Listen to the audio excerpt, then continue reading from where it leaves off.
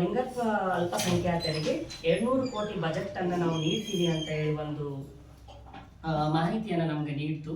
So ಅಂದಿನಿಂದ ಇಂದಿನವರೆಗೂ ಅದರ ಬಗ್ಗೆ ಅವ್ರು ಏನು ಮಾತಾಡಿನಿಲ್ಲ, ಜೊತೆಗೆ ಅದ್ರ ಬಗ್ಗೆ ಅವ್ರು ಎಲ್ಲೂ ವಿಚಾರಧಾರೆಯನ್ನು ಶುರು ಮಾಡಿಲ್ಲ.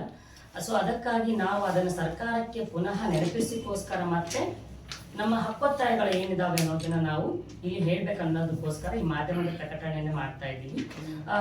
ಇದು 20 ಫೆಬ್ರವರಿ 2020ರಂದು ನಾವು ಇಲ್ಲಿ ಪ್ರೆಸ್ ಕ್ಲಬ್ ಮಾಡ್ತಾ ಇದ್ದೀವಿ. ಉದ್ದೇಶ ಸರ್ಕಾರವು ನಮಗೆ ಮುಖ್ಯವಾಗಿ ಏನ್ ಮಾಡ್ಬೇಕಪ್ಪ ಅಂದ್ರೆ ಪ್ರತಿಯೊಂದು ಇಲಾಖೆಗೆ ತನ್ನದೇ ಆದ ಅಭಿವೃದ್ಧಿ ನಿಗಮಗಳಿದ್ದಾವೆ. ನಮಗೆ ಮೇನ್ ಆಗಿ ಬೇಕಾಗಿರೋದು ಲಿಂಗತ್ವ ಅಲ್ಪಸಂಖ್ಯಾತರ ಅಭಿವೃದ್ಧಿ ನಿಗಮ ನಮಗೆ ಮೇನ್ ಆಗಿ ಬೇಕಾಗಿರೋದು, ಅದು ನಮ್ಮ ಪ್ರಮುಖ ಒಂದು ಬೇಡಿಕೆ ಆಗಿದೆ. ಜೊತೆಗೆ ನಮಗಾಗಿ 200ರಿಂದ 250 ಕೋಟಿ ಬಜೆಟ್ ಅನ್ನ ಮೀಸಲಿಡಬೇಕು.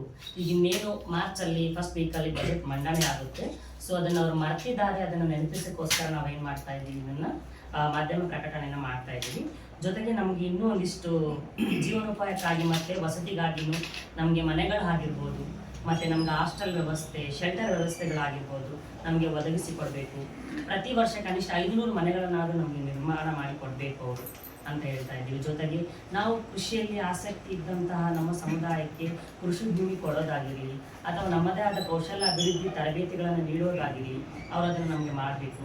ಮತ್ತು ಜೊತೆಗೆ ನಮಗೆ ಮೈತ್ರಿ ಪಿಂಚಣಿಯನ್ನು ಕೊಡ್ತಾ ಇದ್ದಾರೆ, ಕೆಲವೊಂದಿಷ್ಟು ಕಡೆ ಅದು ಕಡಿಮೆ ಇದೆ. ಸೊ ಅದನ್ನು ಹೆಚ್ಚಿಗೆ ಮಾಡಬೇಕು. ಜೊತೆಗೆ ನಮಗೆ ಲಿಂಗತ್ವ ಅಲ್ಪಸಂಖ್ಯಾತರಲ್ಲಿ ನಾವು ಈ ರೀತಿ ಬದುಕ್ತಾ ಇದ್ದೀವಿ, ನಮಗೆ ವಯಸ್ಸಾದ್ಮೇಲೆ ನಮಗಂತೂ ಯಾರು ಸಪೋರ್ಟ್ ಇರಲ್ಲ. ಸೊ ಅಂತ ವೃದ್ಧರು ಇರಬೇಕಾದ್ರೆ ವೃದ್ಧರಿಗೆ ಒಂದು ಪಿಂಚಣಿ ವ್ಯವಸ್ಥೆಯನ್ನು ಅವರು ನೀಡಬೇಕಂತೇಳಿ ನಾವು ಕೇಳ್ಕೊಳ್ತಾ ಇದ್ದೀವಿ. ಜೊತೆಗೆ ಬಂದ್ಬಿಟ್ಟು ನಾವು 1% ಅಷ್ಟು ಮೀಸಲಾತಿಯನ್ನು ನಮ್ಮ ಸಮುದಾಯಕ್ಕೆ ಅವರು ಕೊಟ್ಟಿದ್ದಾರೆ.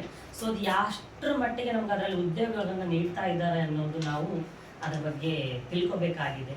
ಎಷ್ಟೋ ಕಡೆ ನಮಗೆ ಯಾಕಂದ್ರೆ ನಮ್ಗೆ ಕೆಪಾಸಿಟಿ ಇರಲ್ಲ, ಓದೋ ಕೆಪಾಸಿಟಿ ಇರುತ್ತೆ. ದೆನ್ ಇವಾಗ ನೀವು ನೋಡ್ತಾ ಇದ್ದೀರಾ ಪೊಲೀಸ್ ವ್ಯವಸ್ಥೆಯಲ್ಲಿ ಏನು ಮಾಡ್ತಾರೆ, ಟ್ರೈನಿಂಗ್ ಅನ್ನು ಕೊಡ್ತಾರೆ. ಸೊ ನಾವು ಒಂದು ಹೆಣ್ಣು ಅಂತ ಭಾವನೆಯನ್ನು ತಗೊಂಡಾಗ ನಮ್ಮನ್ನು ಕಾಂಪಿಟೇಟರ್ ಆಗಿ ಹೆಣ್ಮಕ್ಳ ಜೊತೆ ಅವರು ಟ್ರೈನಿಂಗ್ ಕೊಟ್ಟರೆ ಸೊ ನಾವು ಸಹ ಅದರಲ್ಲಿ ಭಾಗವಹಿಸ್ಬೋದು. ನಮ್ಮನ್ನು ಗಂಡ್ಮಕ್ಳ ಜೊತೆನ ಭಾಗವಹಿಸಿ ಟ್ರೈನಿಂಗ್ ನೀವು ಅವ್ರ ಜೊತೆ ಮಾಡುವಂದಾಗ ನಮ್ಗೆ ಅವ್ರಿಗಿರುವಂಥ ಸ್ಟ್ಯಾಮಿನಾ ನಮ್ಮಲ್ಲಿ ಇರಲ್ಲ. ಸೊ ಅದನ್ನು ಅವರು ಅರ್ಥ ಮಾಡಿಕೊಂಡು ಮತ್ತು ಸ್ಪರ್ಧಾತ್ಮಕ ಪರೀಕ್ಷೆಗಳಲ್ಲಿ ನಮಗೆ ಉಚಿತವಾದ ತರಬೇತಿಗಳನ್ನು ಕೊಡೋದಾಗಿರ್ಬೋದು, ಆ ರೀತಿಯಾದಂತಹ ಬೇಡಿಕೆಗಳು ನಮ್ಮಲ್ಲಿದೆ. ಮತ್ತು ಉಚಿತ ಲಿಂಗತ್ವ ಮತ್ತು ನಾವು ಶಸ್ತ್ರಚಿಕಿತ್ಸೆಗಳಿಗೆ ಒಳಪಡ್ತೀವಿ.